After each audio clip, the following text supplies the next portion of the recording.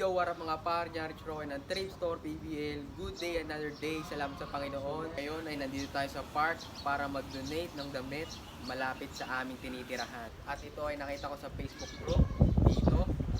Ilalagay ko rito. Yan, na meron donation na nagaganap na hanggang July 31, 2024. At naisip ko na meron akong mga damit na hindi nagagamit at matitino pa naman at pwede pang pakinabangan ng iba mga par. Kaya naman dinala ko kaagad dito mga par para may donate. At yun na nga mga par para makapakinabangan pa ng iba. Keep safe sa inyong lahat. Stay safe everyone.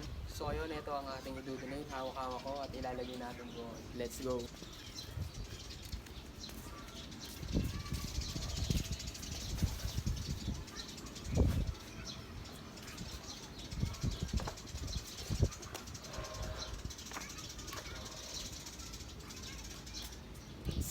So yun mga par, na ilagay na natin ang i-donate. Salamat sa inyo. Suportahan niyo yung page natin mga par, Thrift Store PBL.